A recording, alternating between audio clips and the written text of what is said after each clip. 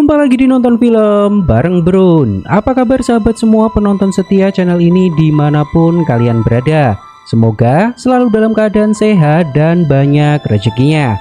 Di episode kali ini sebuah film spesial untuk menemani aktivitas kalian yang berjudul The Pelican Brief. Film ini rilis tahun 1993. Bercerita tentang seorang mahasiswa yang mengungkap konspirasi besar dalam pemerintahan. Langsung aja, mari kita mulai alur cerita film kali ini.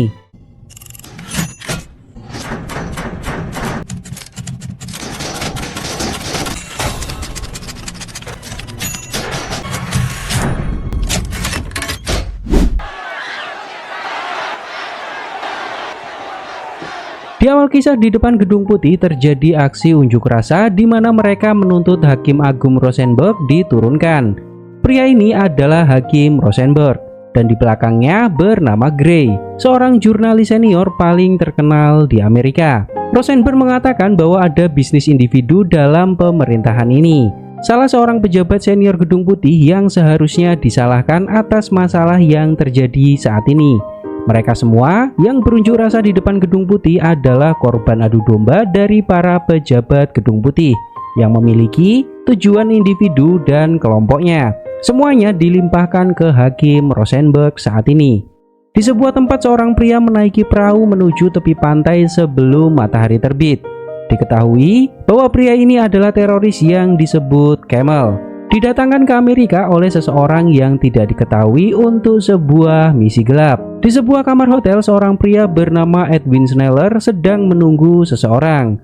Lalu, seorang pria mengetuk pintu dan mencari Sneller. Sneller memberikan sebuah map ke pria itu melalui celah pintu tanpa bertatapan muka. Lalu pria itu masuk ke kamar hotel di sebelah Sneller. Pria ini juga merupakan seorang teroris dan disebut Charles. Sneller menelpon Charles dan mengatakan bahwa misinya ada di dalam map.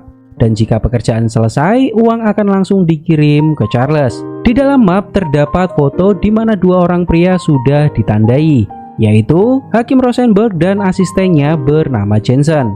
Lalu scene berpindah di sebuah universitas hukum.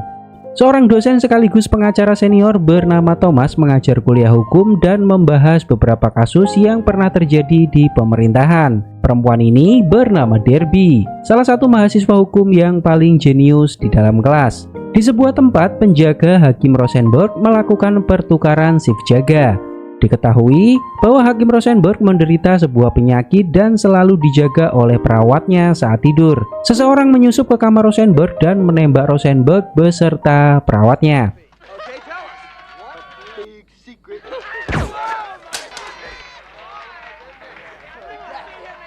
Charles keluar melewati pagar dan berpura-pura berolahraga. Dialah yang menembak Rosenberg. Di sebuah bioskop, pria ini adalah Jensen, salah satu asisten Hakim Rosenberg. Lalu seorang pria duduk di belakang Jensen dan itu adalah Camel.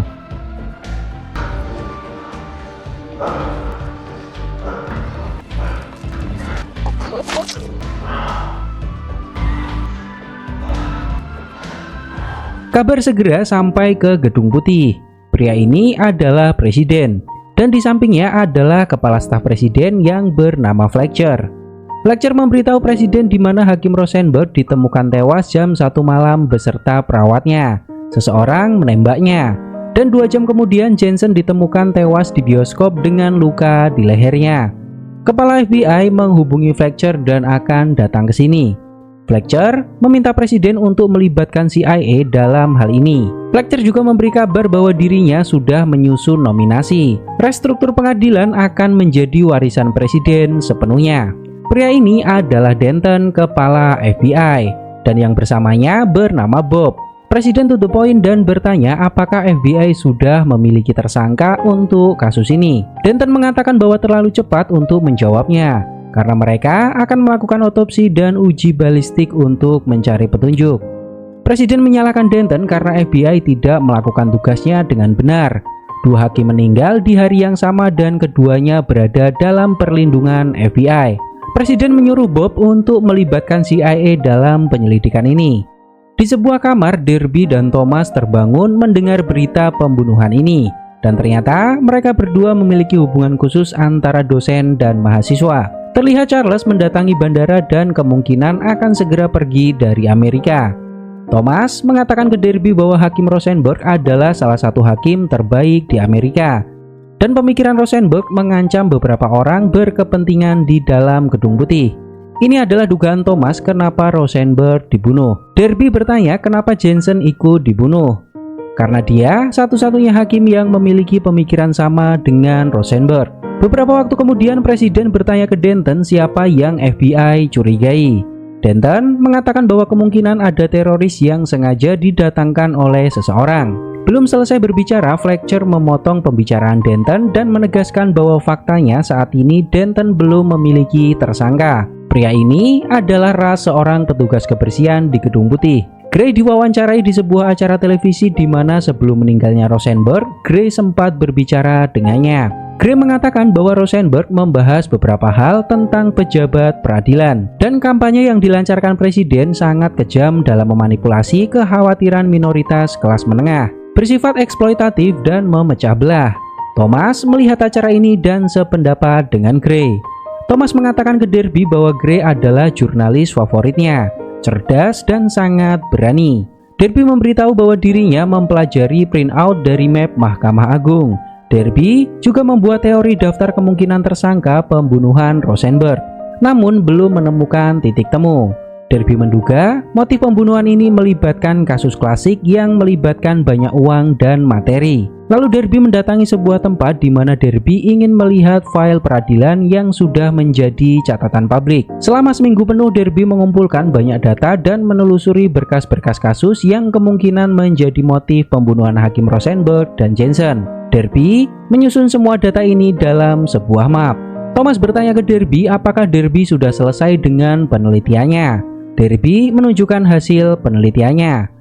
Thomas bilang bahwa besok dirinya akan pergi ke peringatan Hakim Rosenberg. Di malam sebelumnya, Thomas mempelajari beberapa ketetapan Rosenberg, dan dalam benak Thomas tersirat ide untuk membuat sebuah buku tentangnya. Selama ini Rosenberg sudah dianggap sebagai mentor sekaligus ayah bagi Thomas. No one could do it better. You know, I started making notes about what he meant to me. Surrogate father. I deserted you this week. Gray bertemu dengan Russ di sebuah kafe. Ternyata Russ adalah orang yang dimintai tolong oleh Gray untuk menguping apapun yang terjadi di dalam Gedung Putih. Russ mengatakan bahwa Fletcher merobek semua dokumen tentang Rosenberg, dan mereka membicarakan tentang restruktur pengadilan dengan kandidat yang sudah disiapkan Presiden. Di sebuah bar, Thomas ditemui oleh seorang pria bernama Gavin yang merupakan seorang FBI. Gavin mengatakan bahwa Fletcher mengecam pimpinan FBI dan mengatakan bahwa nama kandidat para hakim dibocorkan oleh FBI. Namun, Denton sudah tahu bahwa Fletcher sengaja membocorkan nama-nama hakim dan melimpahkan kesalahan ini ke FBI agar mereka bisa menyuruh Denton mundur. Thomas menegaskan bahwa Fletcher sudah melakukan kampanye paling memecah belah, namun anehnya Presiden tidak melakukan apapun tentang hal ini. Thomas juga menceritakan tentang kekasihnya yang baru berusia 24 tahun, namun dirinya sudah sangat matang, cerdas, dan ambisius belajar hukum. Thomas mengatakan bahwa kekasihnya membuat sebuah isai yang sangat menarik. Dia mencari siapa yang bertanggung jawab atas pembunuhan Hakim Rosenberg dan Jensen. Lalu Thomas menunjukkan catatan milik Derby. Gray mendapat sebuah telepon dari orang tak dikenal dan mengatakan bahwa dirinya menelpon dari telepon umum dan sedang akan berangkat kerja. Pria ini mengaku bernama Garcia, dan Gray tahu bahwa itu adalah nama samaran. Garcia mengatakan bahwa dia tahu tentang siapa yang membunuh Hakim Rosenberg dan Jensen. Gray ingin bertemu langsung, namun Garcia tidak bisa. Garcia bilang melihat sesuatu yang tidak seharusnya saat di kantor, dan Garcia memiliki salinannya. Setelah Garcia menutup telepon, Gray melacak dari mana telepon ini berasal. Beberapa waktu kemudian seseorang menelpon Gray di kantor, namun Gray tidak ada. Teman Gray menyambungkan penelpon ke nomor Gray, di mana ternyata Gray memata-matai sebuah telepon umum dan melihat orang yang menelponnya. Dan Gray berhasil mendapatkan foto Garcia. Gray mencoba mengikuti kemana Garcia pergi dan di mana firma tempatnya bekerja, namun Gray gagal mengikutinya. Bob menemui Fletcher dan mengatakan bahwa pihak otoritas Prancis memeriksa rekaman dari bandara di Paris dan menemukan seorang pria yang dianggap seorang teroris atau disebut Camel. Camel mendarat di Paris 10 jam setelah meninggalnya Hakim Rosenberg dan Jensen. Lalu Bob mengeluarkan sebuah dokumen di mana saat ini Denton sangat tertarik dan sedang menelusuri teori ini. Dan Denton yakin teori ini akan merusak citra presiden. Dan ternyata itu adalah berkas yang dibuat oleh Derby. Denton bertanya ke Bob bagaimana reaksi Fletcher membaca berkas itu. Bob mengatakan bahwa raut wajahnya tidak senang melihat berkas tersebut.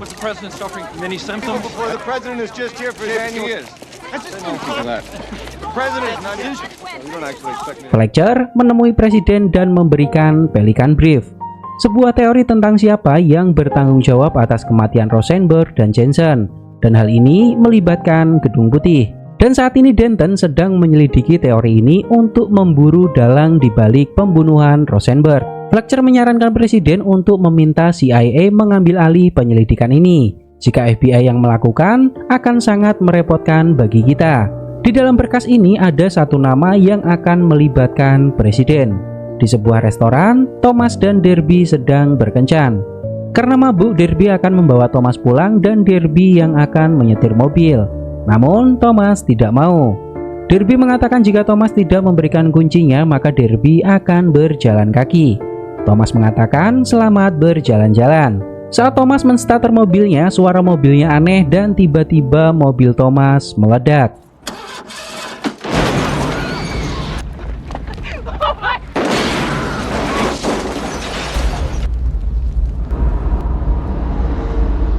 Beberapa waktu kemudian seorang bernama Rupert mengaku sebagai polisi mendekati Derby dan bertanya siapa yang ada di dalam mobil.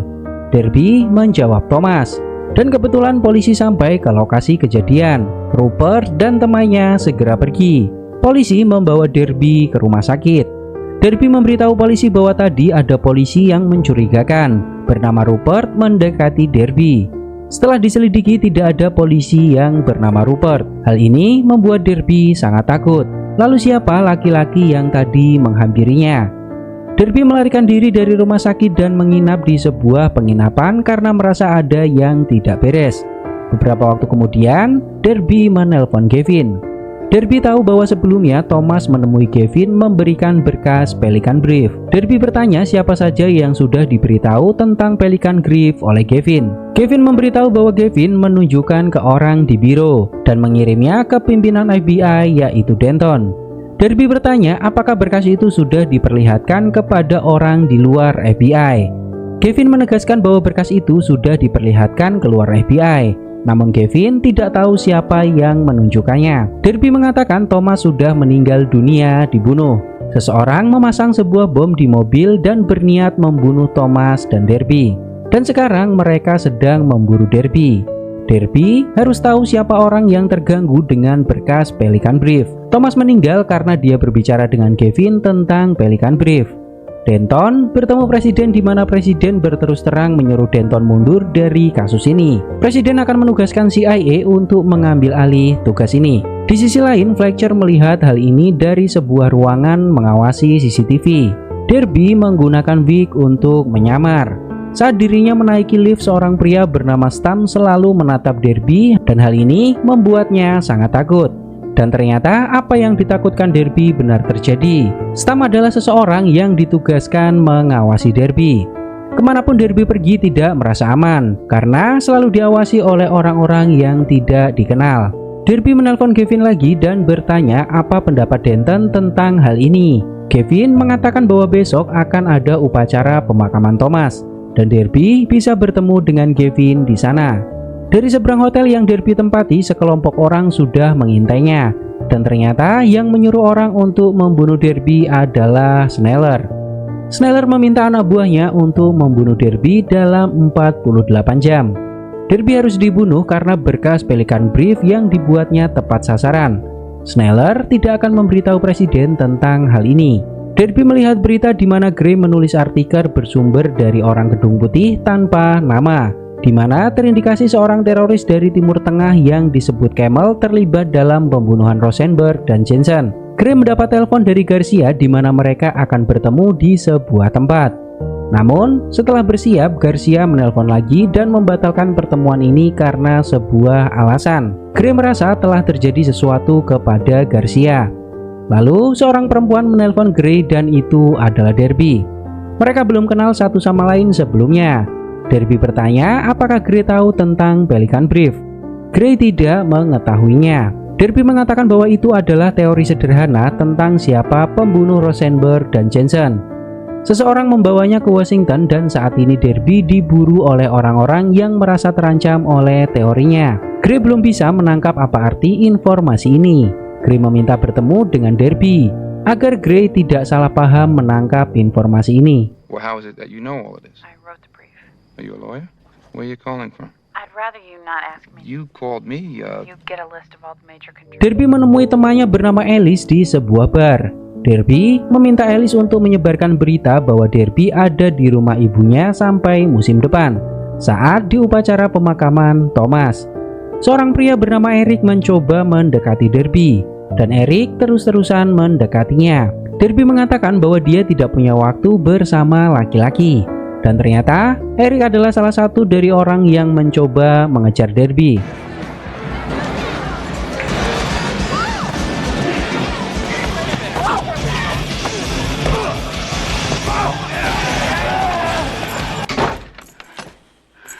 Sneller memberikan sebuah map baru ke Charles, dan map itu berisi foto Derby.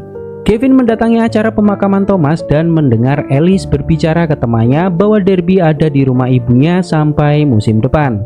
Eric dan Stam juga terlihat mondar-mandir di depan gedung mencari keberadaan Derby. Derby tidak mendekati gedung dan melihat acara pemakaman dari kamar sebuah hotel tidak jauh dari tempat itu. Beberapa waktu kemudian, Kevin mendapat telepon dari Derby.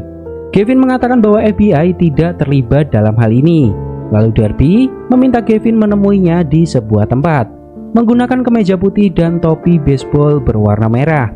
Ternyata telepon di kamar Kevin sudah disadap oleh seseorang. Seseorang keluar dari lemari menembak Kevin.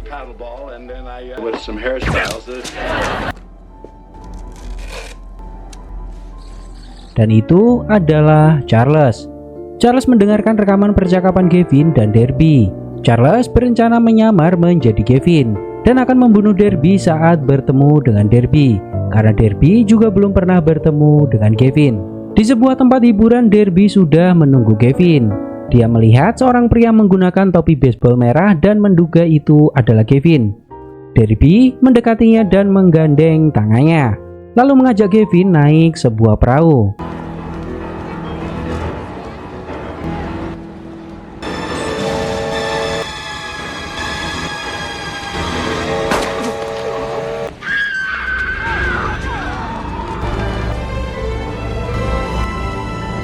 Pria ini bernama Marty mendapat telepon dari Sneller dan mengatakan bahwa Camel meninggal saat melakukan pekerjaan dan gadis itu berhasil melarikan diri. Marty lah dalang dari semua pembunuhan ini.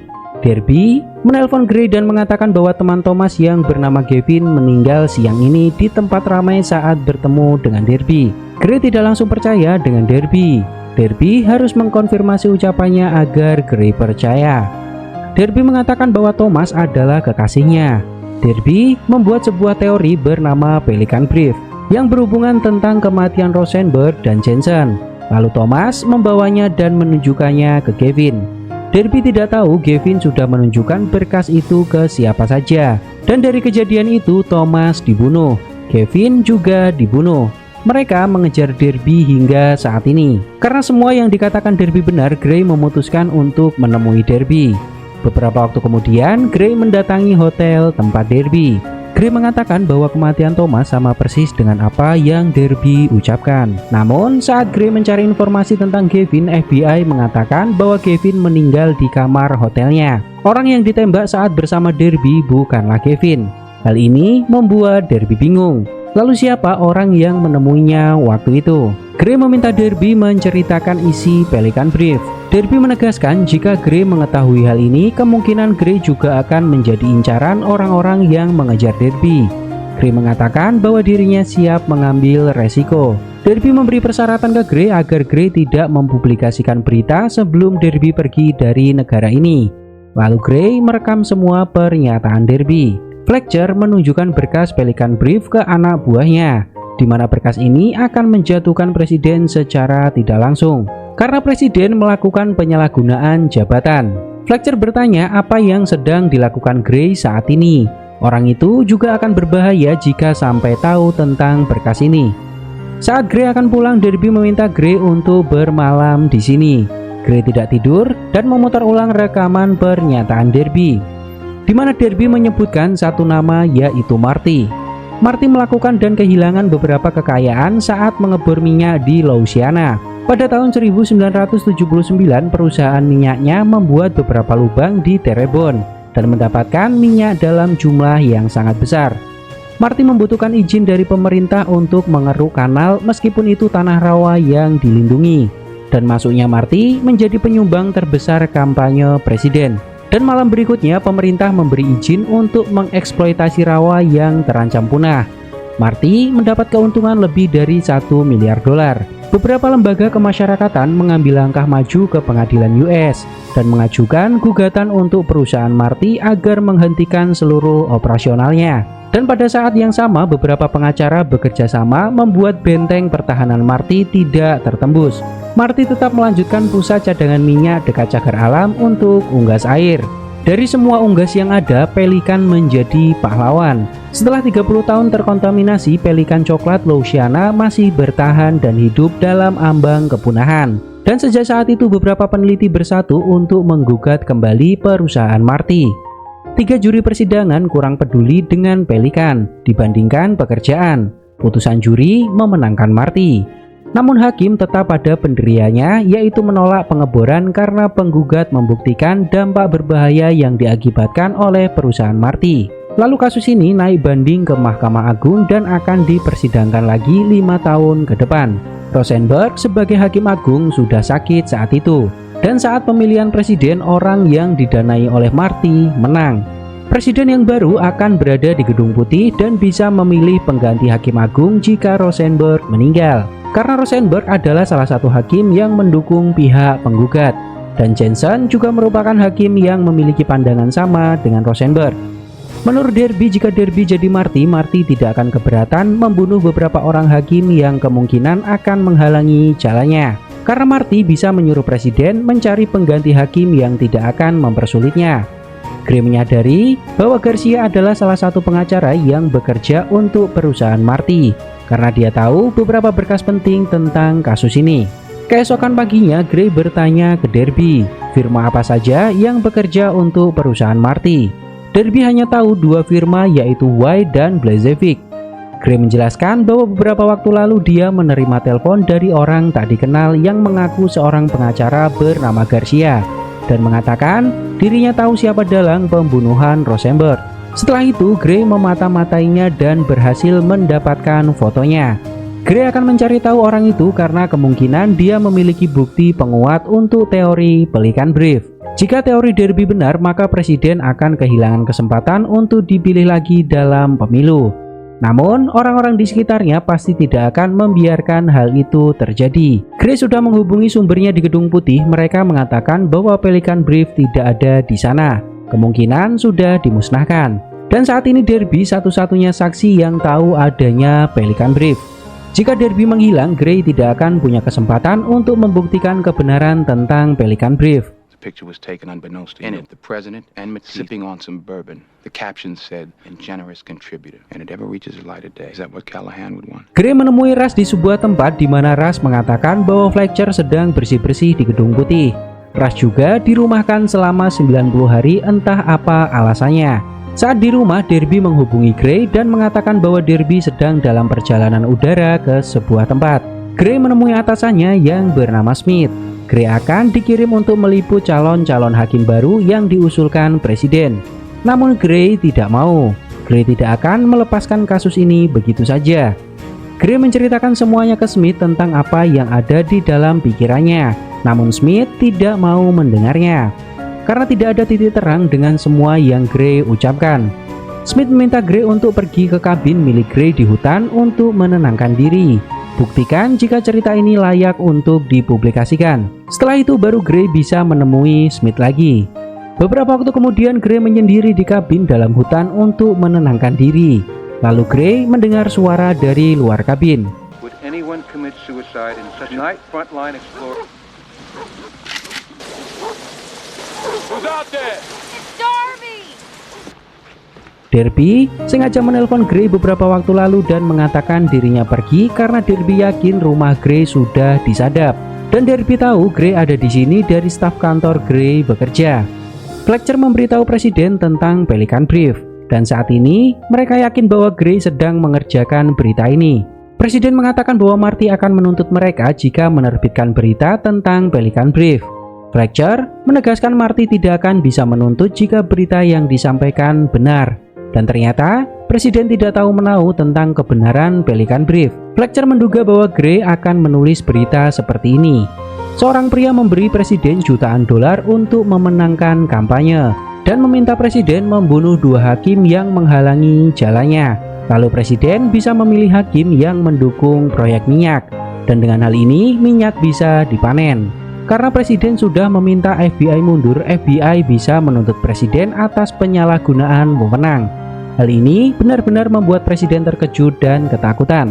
Fletcher memiliki sebuah gagasan untuk keluar dari masalah ini. Fletcher akan menunjuk 2 pecinta alam yang sangat berpengalaman untuk mematikan Marty dan ladang minyaknya. Fletcher juga akan menyebarkan beberapa informasi ke media. Secara kasar, kita akan mengkambing hitamkan Marty dalam masalah ini. Dan kita bisa keluar dari badai sebelum keikutsertaan kita dalam rencana Marty terbongkar.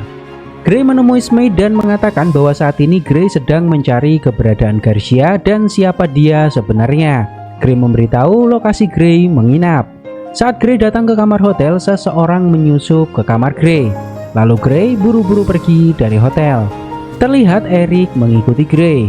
Gray menuju sekolah hukum Georgetown. Gray menemui Derby di perpustakaan dan mengatakan bahwa seseorang masuk ke kamar hotelnya. Padahal Gray hanya memberitahu atasannya tentang hotel di mana Gray tinggal, itu pun tidak dihafalnya. Lalu mereka berdua mencari informasi tentang seorang pengacara yang menyebut dirinya Garcia. No phone numbers and get the class schedules. I'll see you later. I'm Greg Grantham from the Washington Herald. Is there a problem? Dennis Mailer, please. Oh, I'm sorry to bother. I'll try to find it. She's just leaving. If you recognize this man, he's... I'll get his class schedule. I know Edward. He sort of dropped out of school for a while. Setelah mereka menanyai satu persatu staf dan mahasiswa, mereka mendapat satu nama, yaitu Edward. Dia pernah bekerja di perusahaan oil and gas dan kemungkinan dia tahu siapa pengacara yang Gray cari. Namun saat ini Edward berhenti kuliah sementara karena orang tuanya memasukkannya dalam rumah sakit untuk perawatan. Beberapa waktu kemudian Gray dan Derby mendatangi sebuah rumah sakit. Gray mengalihkan perhatian manajer sedangkan Derby menyusup masuk ke kamar Edward. Derby mengatakan bahwa dirinya membutuhkan bantuan Edward. Derby menunjukkan sebuah foto dan bertanya siapa nama pria ini ke Edward. Edward mengenalnya, namun lupa siapa namanya karena penyakit Edward membuatnya sering lupa. Namun setelah beberapa saat Edward ingat bahwa pria ini bernama Curtis Morgan, bekerja di perusahaan oil and gas di lantai 9. Lalu Derby menyamar lagi dan mendatangi perusahaan oil and gas milik Marty. Derby ingin bertemu dengan Curtis Morgan. Namun terlihat resepsionis sangat mencurigakan. Seorang pria mendatangi Derby dan bertanya kapan Derby membuat janji dengan Morgan. Karena Morgan sudah meninggal dunia. Dia dirampok 1 minggu yang lalu. Mendengar hal ini, Derby segera pergi dari tempat ini. Derby mengatakan ke Gray bahwa mereka telah membunuh Morgan. Derby benar-benar sangat takut karena semua orang yang tahu tentang hal ini satu persatu dibunuh. Gray meminta Derby untuk pergi dari negara ini agar aman. Gray akan melanjutkannya sendiri. Gray hanya ingin Derby hidup lebih lama karena Derby masih sangat muda. Di sebuah tempat Sneller mengenalkan seorang perempuan ke Stam. Perempuan ini adalah agen khusus yang akan membantu Stam memburu Derby. Beberapa waktu kemudian Gray mendatangi rumah Curtis Morgan dan ingin bertemu dengan istrinya. Namun orang tuanya tidak mengizinkan Gray.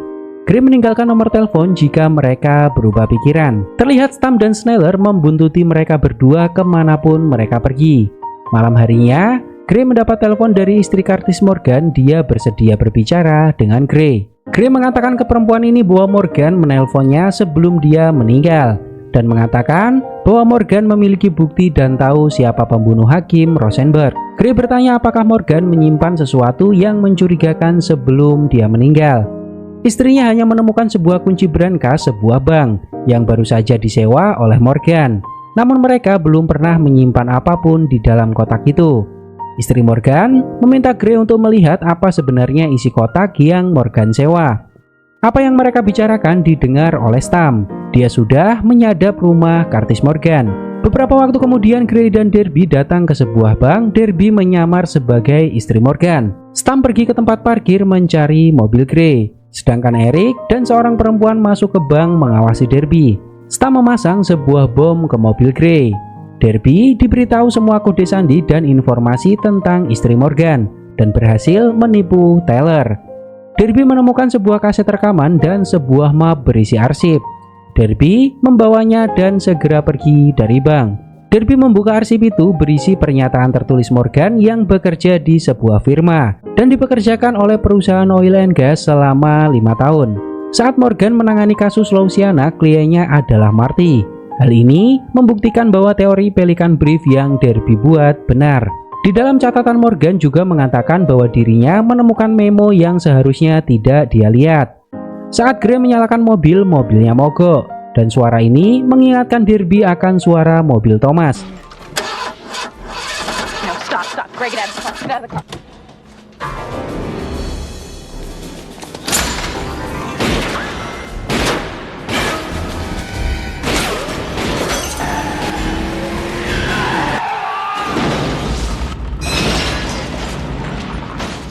Beberapa waktu kemudian Gray mengajak Derby menemui Smith. Mereka mengajak semua direksi melihat rekaman yang ditinggalkan oleh Curtis Morgan.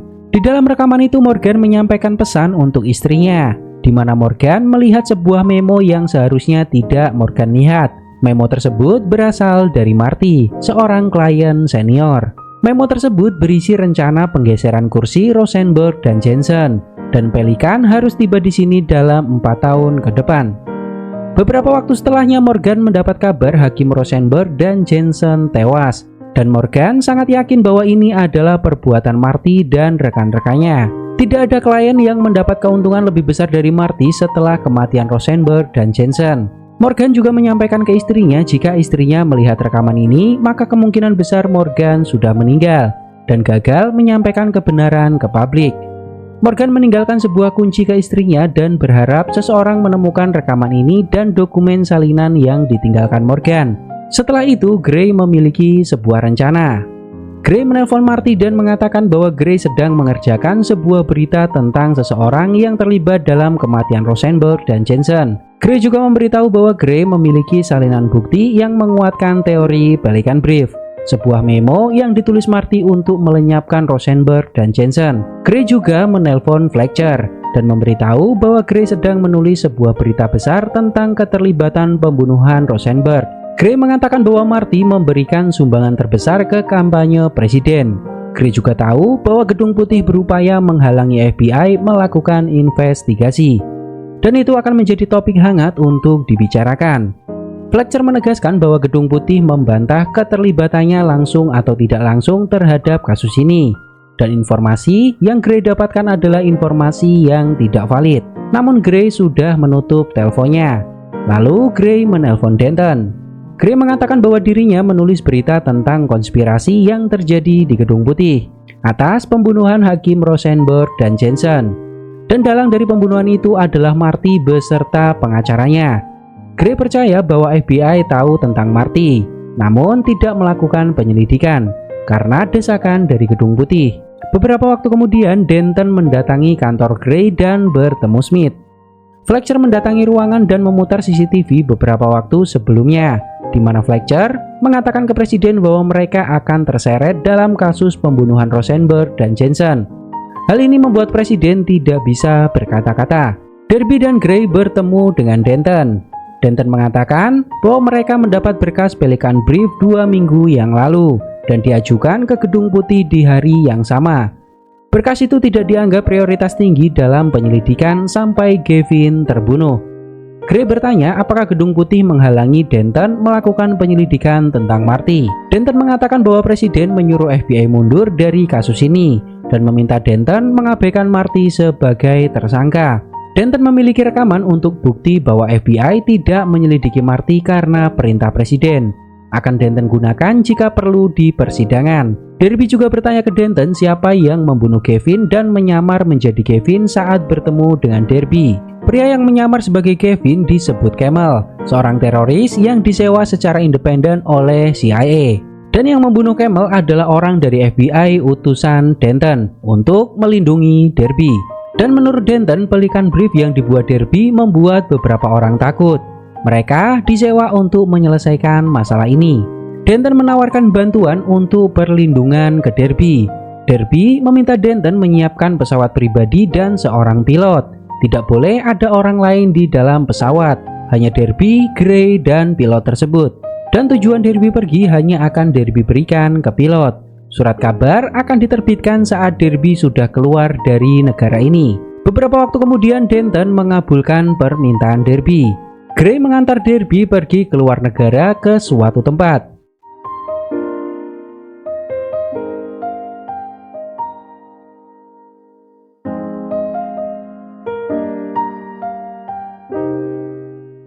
Saat Derby sampai, seseorang mendatangi mereka memberikan contoh sampul berita yang akan diterbitkan. The Washington Herald menerbitkan berita ditulis oleh Gray dan Derby. Derby mengucapkan salam perpisahan ke Gray dan berterima kasih karena Gray benar-benar menjaga Derby selama ini.